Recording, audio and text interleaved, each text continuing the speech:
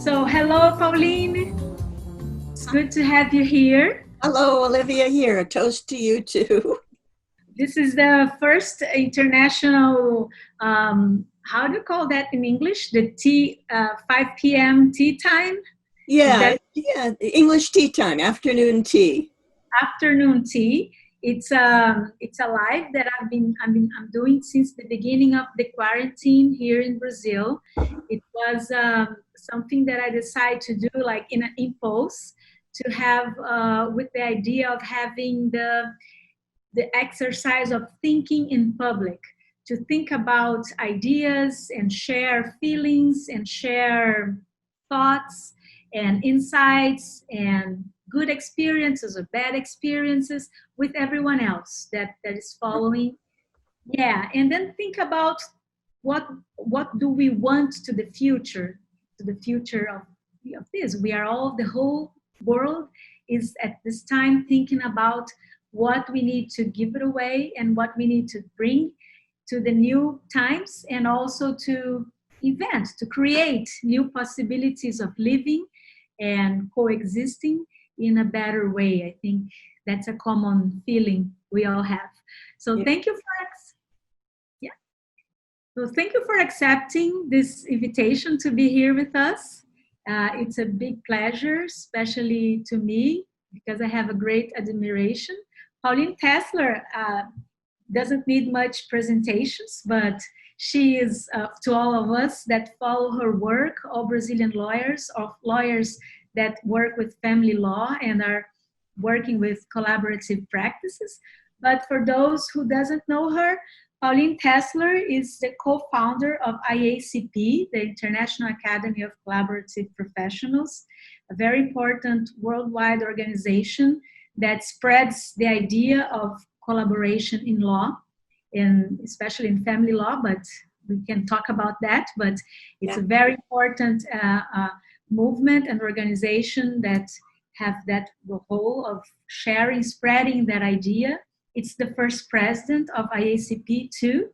And Pauline is also a trainer and have been doing trainings and other projects at the Integrative Law Institute in Commonweal. It's a nonprofit organization, and I'm going to ask Pauline to talk about more. She'll be the best one to explain that much better than me. And well, there are other projects. They're about the Lion Academy. Sorry if I missed something, but I would like you to tell about all the projects you're having. And I would like to have a cup of tea. The idea, Pauline, everybody that are following the tea time lives with me knows that this is not a lecture, it's not a class, it's an informal conversation, like the two of us are sitting in a coffee place, just having our cup of tea. But I don't want to be too selfish and to have Pauline Tesler all for me. So that's why we are sharing this conversation with everyone. So welcome and thank you. Oh, it's such a pleasure always to be able to spend time talking with you, Olivia. Everybody knows what a huge role you've played in Brazil in making it possible for lawyers to change how they're working with families and to work in teams and to be entirely constructive. How shall we begin? Where shall we begin talking? I know that you've been in your apartment, your new apartment, for a long time now. We've all been indoors, and you've been very creative about how you've been using your time. This idea, for example, is quite lovely. Just tea time conversations where we can share what's good, what's creative, what's imaginative about. And also just what's satisfying about how we're spending our time in this very unusual time. Yeah, that's the idea. And I would start, I have many questions and ideas for our conversation. But first, I'd like to know if you can tell to us, how are you doing? How are you? How is it to be in quarantine in your home? Would you share with us a little bit of your day by day and your feelings? Sure. Well, I guess I have to start by saying that I feel very privileged because I know that this is a horrible time for so many people. I'm fortunate in a lot of ways. I live in California, which is one of the states in the United States that has responded very quickly and relatively effectively to the coming of the virus. And especially I live in the San Francisco Bay Area, which was the first area in the United States to require people to stay home and to close businesses.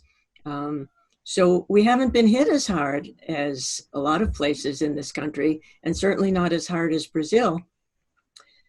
But I'm very attuned to the reasons for that, which is that people have been respectful of having to protect themselves and others.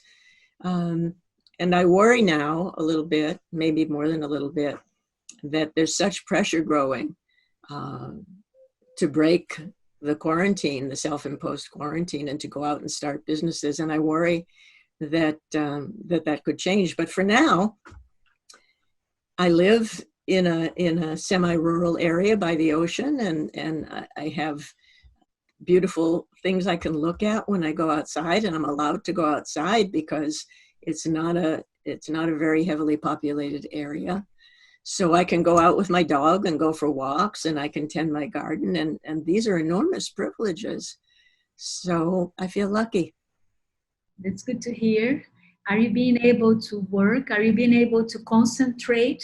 Do you feel, are you reading? And this varies from day to day and week to week. I think my husband and I voluntarily locked ourselves down the second week in March because we saw it coming. So it was even before the rules went into place. We haven't seen many other people except passing in the distance, social distance with neighbors. For the first several weeks, it was so peculiar. I'm far from the only person who has experienced this, but even though all of a sudden there was nothing but time, my whole calendar cleared very suddenly. I had planned a whole series of international trips this spring, summer, and fall. I told you about that Fulbright program I'm involved in. We can talk about that later. But I was supposed to be in Ireland for the for a lot of April, right up till the beginning of May, and that canceled. And my other trips canceled. I was supposed to go very soon, early June, to the island of Spetses in Greece to do a program with the Loyola University Law School from New Orleans.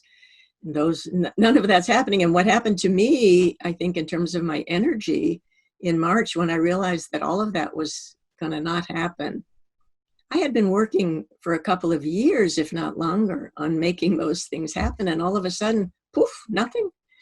So I couldn't use all of that time and space productively for many weeks. I think my body and my mind had to adjust to there being nothing external, that whatever was going to happen was going to be generated by me at my own pace. I had cleared my calendar of clients because I was going to be traveling so much, so I didn't have that coming in. That's changing now. There's a lot of, I think we're going to see a wave of divorces because of people being confined in close quarters under stress together, and that's starting to happen. But really, it wasn't until early to mid-April that I started feeling creative again about how I could turn some of this stressful situation into opportunities. And until then, I went out and I planted seeds in the garden and I watered them and I relaxed and did a lot of cooking. I still do. I'm doing a lot of cooking. I'm eating in ways that I never eat usually. I've abandoned all the rules. We're having really rich desserts with every meal and elaborate things that we wouldn't ordinarily have time to prepare. So all of that is, I don't even have adjectives to describe it. It's unusual and still feels unfamiliar. But now I'm starting to have clients whose needs have to be attended to. And I've come up with some ideas about how I can use everybody's really now great familiarity with how to do video conferencing, how I can use that to help expand some of the work I'm doing in the Integrative Law Institute using those tools, which mostly I have not wanted to do. Up until the pandemic, I was really resistant to doing any kind of online education, and I still have a great deal of skepticism about when it's appropriate and when it's not appropriate. And I hadn't done any online work with clients, and again, I have a lot of skepticism about when it's appropriate and when it isn't. But I'm finding the places where my own comfort zone allows me to go, and that's interesting. So right now, my mind is busy, my creative energy is engaged, and I'm still tending the garden and walking the dog and cooking. Well, I imagine you're eating well. I wish I was there. You too. You already cook fabulous, you and Peter. So I imagine the delight that's going to be there.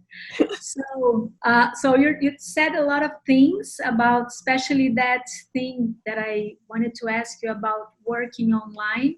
We have these two different new situations, working with clients and teaching, and we're having to adjust to that, even if it's not the best or the more appropriate. It's imposed. We have no other way for now. But how do you think is going to be the future? Do you think that immigration to the virtual, it came to stay? It's going to be the new normal? Or we are going to have a mixed, how do you feel about that? Do you think it's going to be radical? I think that radical change is happening. And when you're in the middle of change, you can't possibly predict what it's going to look like when you come out the other side. So none of our habits and expectations from before are going to apply very well to now and what's becoming and what the new normal will be.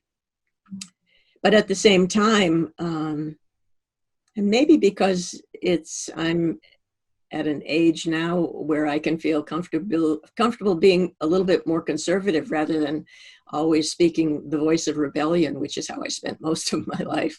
And I think the voice of caution says, yes, we're learning to adapt with resilience and to use these tools that by a great miracle we already had, almost all of us in our homes and offices, ready to meet this crisis. But almost all of the work that I've been doing and the teaching that I've been doing grows out of understandings about how our psychobiology and our neurobiology works. From an evolutionary perspective, we are embodied emotional creatures who have these great brains and these complex relationships and lives. But at bottom, our physical and mental and emotional organism is not that different from when we lived in caves in Paleolithic times. And when we're in conflict, especially, the more primitive parts of our evolved organism come into play in ways that we have very little control over. And much of my work is about developing an understanding about that on the part of conflict resolution professionals. And what I know for an absolute fact is that being physically present with other people brings into play, mobilizes ways of communicating, for better and for worse, but ways of working with conflict especially, that simply are not available when we're sitting alone in a room looking at a flat screen and having our own organisms bombarded with LED light and electromagnetic emissions and all of those things that come with the package. We lose a lot in terms of our ability to do effective work with one another, our ability to connect with one another. So from where I sit, when what's wonderful and what I hope and know is going to remain is our comfort level with working conversationally and informally with one another as professionals, as colleagues, as friends, as family, that we can treat as ordinary what used to be a little bit extraordinary in that realm. I'm reminded of what it must have been like for my mother's generation and my grandmother's generation when electricity and telephones very quickly became normal, at least in the United States. You know, in one decade, nobody had it, and then the next decade, everybody had it.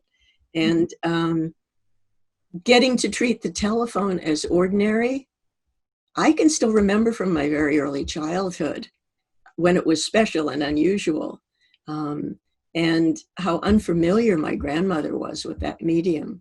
And I think that's what's happening for us now about online cloud-based video communications and social media, that wherever it lived in those little silos before, that's all opening up and the boundaries are dissolving. And I like that about experiences like what we're having right now. We know each other very well. And to be able to do this kind of thing together is just exciting. And I think it's possible at the depth that we do it, that we might potentially do it, because we do know and trust one another. I think it's another story, and that we need caution and really focused attention on how different that's going to be, for example, for our clients who are separating, divorcing, they're in conflict, their relationships are breaking down, mistrust is the currency that they have.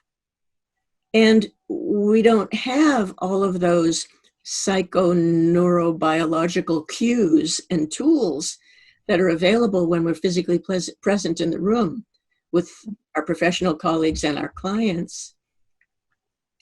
I think that that's being given insufficient attention in the enthusiasm for being able to meet the emergency that we're facing.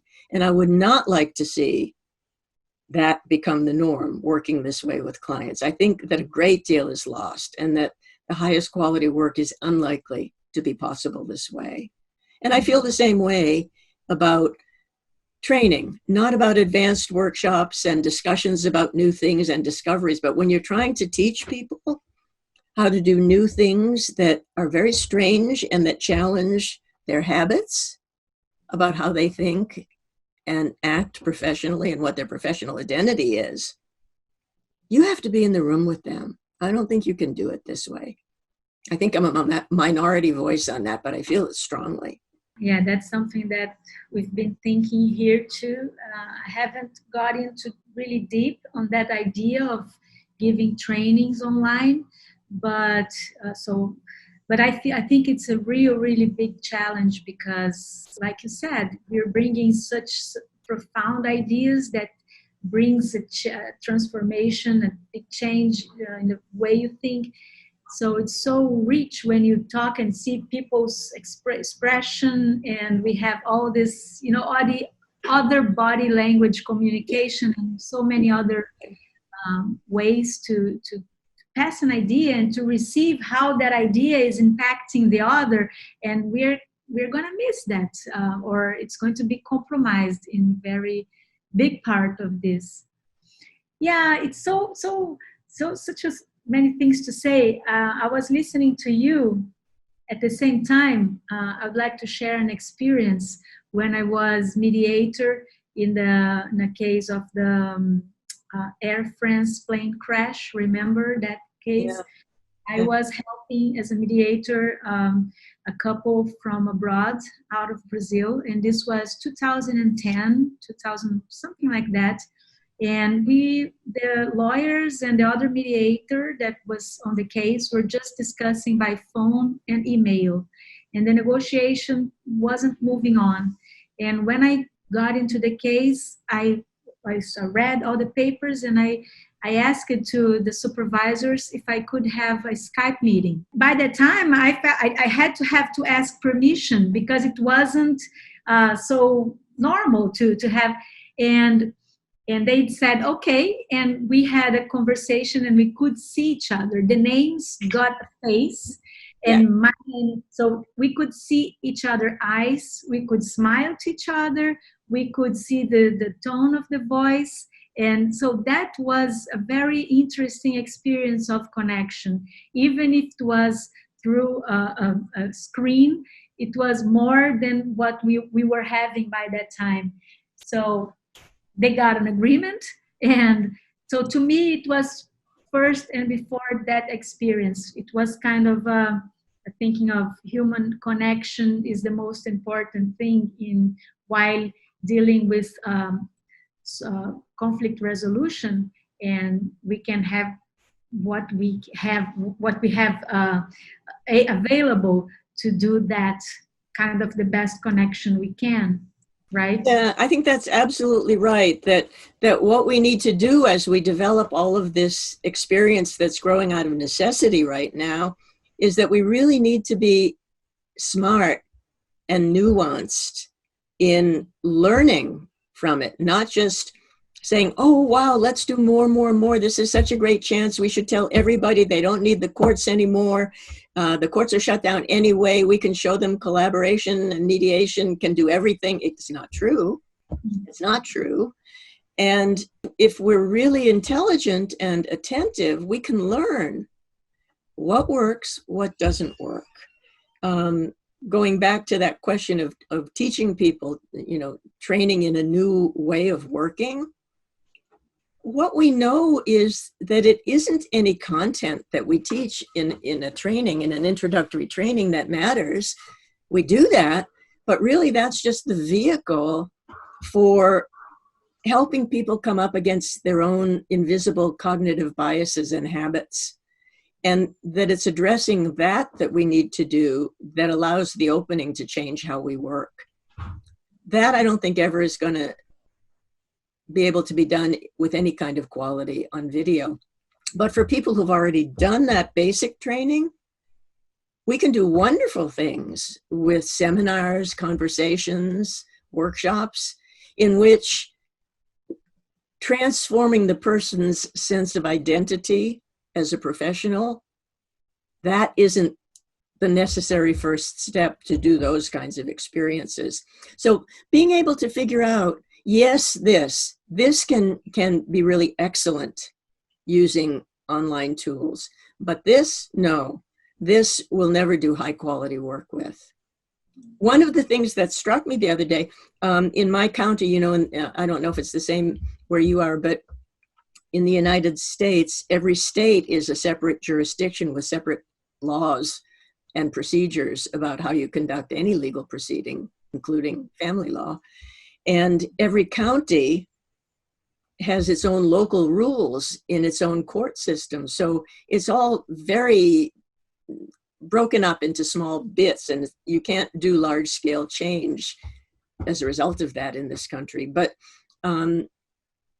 there was a message the other day that came in on email that in the county where I live, which is Marin County, right over the Golden Gate Bridge on the other side of the bridge, the family law judges were coming to grips with what it means for our courts to be shut. There are no hearings happening in family law. They're only doing hearings in criminal matters because they have to constitutionally. But anything that isn't a constitutional obligation of the courts to deal with, they're not doing right now. So the judges put out some general understandings, not even rules, because they don't even know what to do right now, but general understandings of what lawyers can and cannot expect. We can't even file papers in the clerk's office and have them stamped right now. And some things have to be done by certain deadlines. So what it makes me think, which actually I thought before, but this might be an opportunity.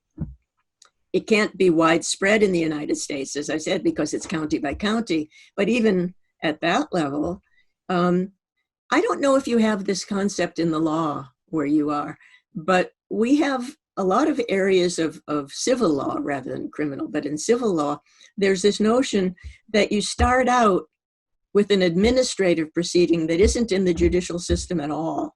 And it's much less formal, and the rules are much less formal.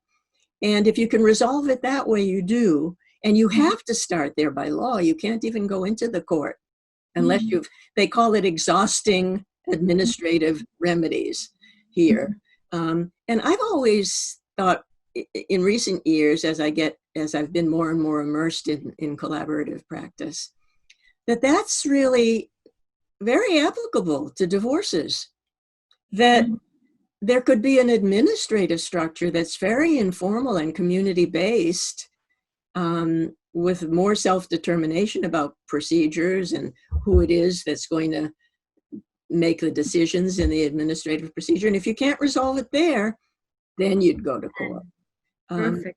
So that's an example for me of an opportunity that exists if we think this through carefully, not to go down pathways that really this isn't ever going to be good for, but use this opportunity to learn what doors are opening that really are good doors. And what kind of administration structure? Is it related with the state government, or the court, or not? It varies a lot. For some matters, like for example around here, if you want to get a building permit to build a structure, we have a lot of regulations about what you are and are not allowed to build in any particular neighborhood. And you apply for a permit, and it's just somebody who has a job that reviews the permit and says, yes, it looks like it passes. No, it doesn't pass. And if they say no, then you go to the next level, and it varies from county to county and area to area whether the next level is government, at what level of government it would be. I know that in Australia, I don't know if it's still the case, but for a while, their Attorney General had essentially done something like this by creating a national rule that said, it started out being about mediation, but then they included collaboration, that you had to go through a certain amount of one of those approaches to resolve all of your issues before you could even file for divorce in the courts. And I think that that's something really worth thinking about. I mean, why not? Why not have to exhaust the least intrusive, least judicial, least impositional alternatives? Why not have to exhaust the consensual processes first, the ones where the people make their own decisions with professional help? That would be a great rule, I think. And this pandemic is an opportunity for people to experiment with what that's like. Maybe what we need is to do some studies and reports afterward of different ways of handling even high conflict families that could be in a less judicial, less coercive environment before people get permission to go into the court system. I mean, you would have opportunities for emergency exceptions if there's a danger to somebody's life or property, maybe. But most people are not facing those things. Yes, most of the cases, and they're all going to the judges, and the judges cannot give the same attention to everything because they're loaded of... Right. And so it's a much better use of scarce resources in the court system. One of the early judges who was very supportive of collaborative law when it first emerged around here, I interviewed her for the collaborative review, and I remember she said that she gets paid a pretty good salary by the government to deal with the 3 or 5 or 7% of people whose problems are so severe that they can never be expected to solve their problems themselves, whether it's drugs or alcohol or domestic violence or mental illness. And really, they need all of the time that she has. And instead, the courts are clogged with people who don't need to be there, arguing about very small things, really, in the scheme of things. I mean, even if it's a large amount of money, if people have huge amounts of money, that's a small issue. Why take time that could be better used protecting children, for example? Yeah, because if we deal in an unhealthy way with the system, of course the system won't give back the proper answer. So it's a healthy relation we have with the court system and with many other aspects of our life, of our resources. And I think that pandemic moment is helping us to stop, to give a pause and think about that. How can we relate with our sources in a better way so we will have the answers that we are looking for? Yeah, that's really very profound, the way that you put that. I mean, what it suggests in my mind is real transformations of thought forms about the work that we do, and at the same time transformations in the culture of the understanding of what divorce really is and is not. So on our part, you know, think of, I expect it's probably the same there. It seems to be the same everywhere. You know, people who are just so angry that they're going to fight about anything, and they go into the court system to argue about who's going to get the wedding presents, right? I mean, that's ridiculous. Right. And lawyers who take those matters into the court for resolution are really wasting a valuable public resource. It shouldn't be there. It can be resolved so easily elsewhere with no harm to anybody, and protecting, oh, my dog has decided to join the picture, protecting the resources of the courts. And at the same time, it seems to me that that fits kind of hand in glove with this notion of exhausting an administrative system structurally. And then in the culture itself, and this is something that I do try to teach, that our role with our clients is and ought to be an educational role. Most of them haven't ever experienced a divorce before. We've helped people, hundreds, thousands of people, to go through it. And we're in a position, really, and I think it should be part of the responsibility that we embrace, to say to our clients collectively as a profession, your divorce is not just about you. It has an impact on the entire community. For example, if you don't raise your children well, they're going to be a problem for the entire community forever in their adult lives, because they're not going to be able to behave as good citizens. They're not going to be able to form healthy relationships if you give them a terrible model for how you resolve conflict.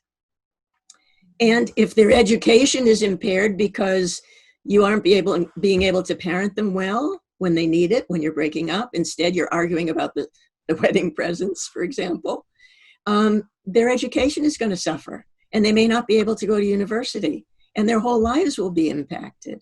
And what's more, and again, you know, having an imaginary conversation with clients, you work, you have jobs, and your energy, your creative energy to do your work well, is going to suffer for a couple of years at least, if not longer, if you engage in high conflict behavior during your divorce. And there's nothing unusual about you. Half of all marriages end in divorce. Why should you think that the courts should pay attention to your very small angers when there are a much better way to deal with it? You know, there are mental health coaches who can help you come through this, which is a traumatic experience for you. For you, it's huge, and I'm not minimizing that. But for the community, you have a responsibility as a good citizen to rise to the level of behaving in a socially responsible way when you divorce, and we'll help you do it. It's not easy. We'll help you do it. I think that altogether, that's really the message that the collaborative community has the potential of holding out. And that together with changing our understanding of when and how access to the courts is appropriate, that we could make some big, useful changes coming out of this experience. I'm getting into being a dreamer again when I talk this. Oh, I love that. I just love that. I was hypnotized looking at you, talking, you know, with the client. I think this is going to be very helpful and inspiring to many, many, many Brazilians that will be listening to you, having this tea with us. And I hope to everywhere in the world, because you said it's so precise and so true.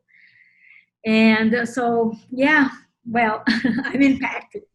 Do you think that these ideas could take root where you are? Would they fit with how things work there? Yes, perfect. I think makes a lot of sense. And I didn't thought about having an administrative instance for family matters. What we have now in the court system is a mediation program, but I think what you're talking about is totally different. And we have administrative instance for other areas, not for Yeah. family. Yeah. But I think that's going to be a good idea to talk about. All the court system, they're open to new ideas now, and they're doing lives and webinars with the whole community. I think that's one important idea to bring and to build for the future. Yes. It could take many forms. For example, let's say that there was a panel of administrative referees or judges. We wouldn't want to call them judges, but whatever they were, the people who would conduct administrative proceedings for families. Maybe there could be a large panel, and maybe it could be partly volunteers, and maybe the clients would get to choose who's going to be their panel. Why not? And then they get a sense of empowerment. And maybe it includes educational components for how you go through a divorce constructively and how you share parenting constructively in the interests of the community. It could be a vehicle for really approaching divorce in an entirely different way, not in the same way as automobile accidents and breach of contract, but as a normal family transition. I would love to see that idea take root. Me too. That's wonderful. I have two more things I would like to talk with you before we go to the end of our tea time. But I would like to know, we're talking about ideas, and we are thinking, we are facing all of that as a moment of transition that we hope and that we are working for to be a transition to a better world. It's not obvious, it's not there waiting for us. We need to work for that. Yeah. And so I would like to ask you if you can share a bit of how was to you to make this paradigm shift when you decided to become collaborative law, and how was the impact, how to share with people that are doing in their personal lives very deep transitions, very deep transformations right now, and it's afraid. So if you can share thoughts or feelings you had in your own experience doing that, and if you agree that we are in a moment appropriate for that. I think we already talked about that. Yeah. And then afterwards talk about the courses and the projects you have. Yeah. For me, when I shifted from being a very sort of heavy-duty litigator in the family law field, that's what I was known for. I loved doing trials, and I still kind of miss it a little bit. A trial is one of the most exciting things a lawyer can do. The problem is that it's not great for clients. It's really awful for them. Whether you win or whether you lose, it's awful for them. So the way that I happened to stop doing trial work is that the very last custody trial that I handled, it was a very high conflict divorce with two really mentally disturbed adults as the parents of a 12-year-old boy who was absolutely being destroyed. And I wasn't paying attention to that. I was just really liking how successful I was being representing my client. But the pressure built and built and built. And as fate would have it, the family law judge who had been assigned this case was having a nervous breakdown from the stress of being a family law judge. Nobody really knew it for quite a while. But you know how you would argue a motion in court and you submit it to the judge, and then the judge has a certain amount of time and then the order comes back, the decision? Mm-hmm. Well, for about 18 months, the family lawyers in San Francisco had been submitting matters after hearing and, having hearings, and nothing would happen. Nothing ever came out. Everything went into her office and nothing came out. And so we were about to go into a trial before her, and she hadn't decided any of the preliminary motions that had to be decided. Well, the stress level for me, because I was a perfectionist, became so intolerable that I developed double pneumonia and had to go to bed. And my law partner, who is my husband, who has no experience in family law and had resolved never to ever have anything to do with family law because it doesn't fit his temperament very well. He had to take over because he was my law partner, and it was the eve of trial. And a lawyer can't be released just because you're sick in bed. If there's somebody else in your firm, that person has to do it. And when he saw what was happening with that judge who had not issued an order for 18 months, he went right to the presiding judge of the San Francisco court, who, when she was a law student, had been his law clerk. And he told her that this judge was having a nervous breakdown and she had to do something. None of the family lawyers in San Francisco were willing to do that because they were afraid that she would still be there and she would punish them for having said something, but he didn't care. So anyway, that's how the case got resolved. And I got out of bed eventually and decided that I was never, ever going to do any work that was so destructive to human beings again. It had destroyed the judge and it had almost destroyed me. So it was a very easy transition for me because I already had a collaborative practice. And there was the choice. What do I want to spend my life on? This or this? And I made the choice never to take in a litigated case again, and I haven't. And that was in the late 1990s. And it was an easy transition for me because I was so committed to it, number one. It made such sense to me.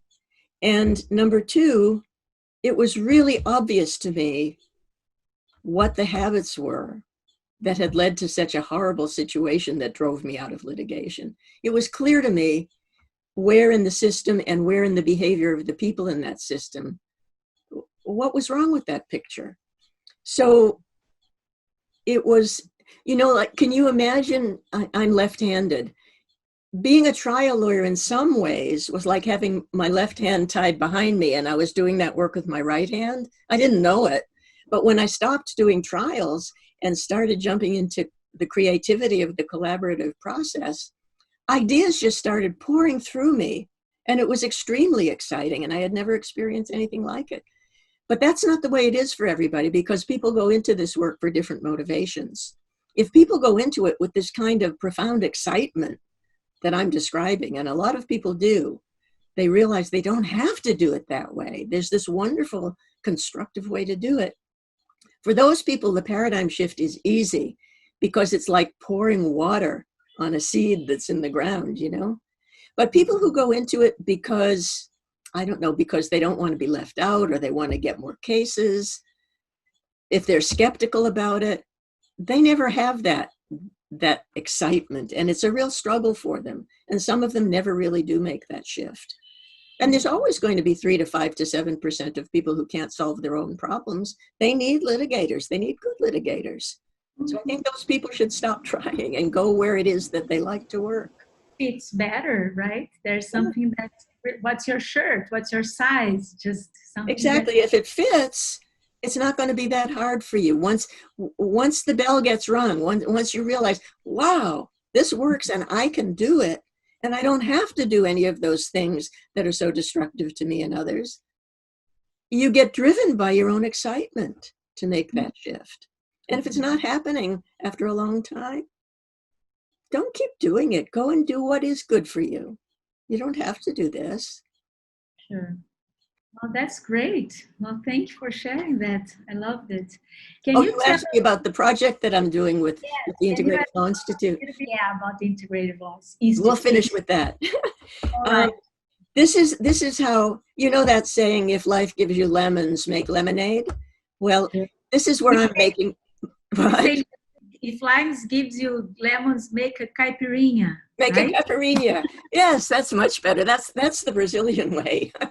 So I'm making my caipirinhas in this way. What I'm putting together is what I'm calling the online academy of the Integrative Law Institute. And I'm still putting together, the website that's going to be a place where the material from this project can live and be accessed permanently. But for now, and it's still in the forming stages, but within the next few weeks, I'm going to be conducting a series of they're conversations like this, but a little bit more formal, not a lot more formal, but they're more focused in their purpose. They're conversations with people in particular professions that I believe really ought to be excited about the existence of collaborative divorce. And yet, what I know is that for the most part, their professions have no idea that we exist.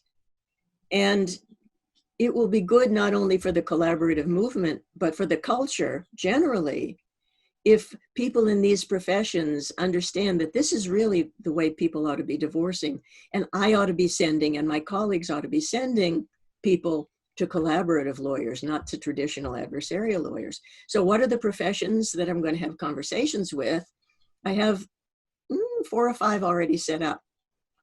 I'm going to be talking with a judge, a retired family law judge, and we're going to be talking about why is it that judges should be the biggest cheerleaders and advocates for collaborative divorce, and how can we get the message to judges generally so that they'll know about us and be supportive of us, and in what ways can they be supportive? Then I'm going to have a conversation with a real estate agent, a very high-end residential real estate agent from San Francisco. Well, we know that often in a divorce, the family residence has to be sold. And we know that that can be extremely challenging for couples who are in conflict because they disagree about whether to sell it, when to sell it, who to hire as the real estate agent to help them sell it, what price to list it, everything that you can imagine they will fight about. And it's a nightmare for the real estate agents who have to work with them. But when the clients are going through a collaborative divorce, then everybody benefits, including getting a higher price and a quicker sale for the resident. So I'm going to have that conversation with a realtor, which is, how do we let all of the big real estate companies all over America know that they should be suggesting to everybody that they come across who's getting divorced that they should go to collaborative lawyers. I'm going to have a panel discussion with religious leaders from 3 different faiths, a Zen Buddhist priest and a rabbi and a retired Presbyterian pastor. And I'm going to be talking with them all in one conversation about, we don't advocate divorce any more than a heart surgeon advocates heart attacks, but we are here, and any religious leader ought to be supporting this way of divorcing if people divorce, because it's healthy for families and children and communities. And why don't they know about us? And how do we help them know about us and know how important it is for people of faith to use this approach? What else? What am I forgetting? I don't know. There are several other conversations that I'm doing with people in other professions like that. They're going to be live streamed, probably not on Zoom. I'm going to use a new platform that I just found out about. Maybe everybody knows about it, but I just discovered it. It's called Crowdcast, like broadcast, but Crowdcast. And it's more aimed, it's live streaming, and then it captures it for on demand. But it's not meant for participation. You don't see people's faces, in a gallery the way you would in Zoom. But people can post questions using chat, and I can share the screen very easily with several other co-presenters using that platform. So I'm excited about that, and I hope to do the first ones by maybe the 2nd week of June, maybe even the 1st week of June. Well, I wish we can maybe one day, if you feel like, put subtitles in Portuguese and Spanish, so many other. Oh, I would love to. That after not alive, but it'll be captured on demand. But maybe you'll help me find the people who can do my captioning. That would be great. It's going to be a pleasure. I'd love to. Yes. Well, that's very exciting, Pauline. Would you like to talk about anything else about the Fulbright programs? And oh yeah. You and I were talking about putting together an application to the Fulbright program, so maybe I could come back to Brazil with less economic barriers to doing it. So I'll explain, stop me if I'm talking too long, but I'll explain what that's about. in the United States Department of State, there is a program called the Fulbright Program, which was started in the 1950s, I think, by a very well-regarded senator from the United States Senate called William Fulbright. He sponsored this program and got funding for it. And it has several different pieces of it. One piece that most people know about is that when people graduate from college, they can apply very competitively. It's a prestigious fellowship, but people can apply after college to get a Fulbright traveling fellowship to go abroad to other countries and do research and learn about the other countries. But the program that I'm involved with is a newer one. It's called the Fulbright Specialist Program. And it's designed to match up people from the United States who are sort of mature and at the prime of their careers, and who have something special to offer. And it matches up people of that description from the United States with people in other countries who have a need for that kind of expertise. So there's two sides to it, and both sides are competitive. You have to submit an application and compete with other people to be admitted to what's called the Fulbright roster. So that's what I'm on, is the Fulbright roster, which is the collection of experts who are available right now from the State Department. And I'm the only person on that roster. There are I think, a couple of hundred people on it, maybe. I'm not sure if there are that many, but a lot. We stay on for a period of 3 years, and then we're off. And for that 3 years, I'm the only person on it right now whose area of specialty is conflict resolution, and specifically collaborative conflict resolution. So I'm on that roster. Then let's say that it's Brazil. In Brazil, let's say the collaborative community thinks that there would be a particular way that they'd like to bring me or somebody else, but there isn't a somebody else right now, it's me, to bring me to Brazil to do some advanced training or some mentoring or whatever, speeches, programs. But you can submit an application to the Fulbright Specialist Program and say, we would like to have this person come for, it can be for a minimum of 2 weeks or a maximum of 6 weeks. So anywhere from 2 to 6 weeks. I could come subsidized by the State Department. They pay my travel expenses and they pay me a small amount every day for my other expenses. And if your program is accepted, it competes only with other applicants from Brazil, because a certain amount of money every year is allocated to Brazil from this program. So you would submit your application to an agency in Brazil that handles these applications for Fulbright. Yeah. And if not very many other people apply, then maybe everybody gets accepted. But if there are a lot of applications that year, then you compete against one another. And if your program is accepted, then my travel is paid to come to Brazil, and I get a small amount of a subsidy every day. And your responsibility is to have the program, to deliver that program, and to provide my housing and my food and my transportation while I'm in Brazil. But you don't have to pay a trainer fee. So that's how the Fulbright Specialist Program works. And I had already had one approved to go to Ireland, as I said, in April and May. That, I don't know if that will, the program has been completely suspended during the pandemic. There were also applications pending from maybe 6 or 7 other countries where I have contacts with colleagues who wanted to submit applications to bring me there.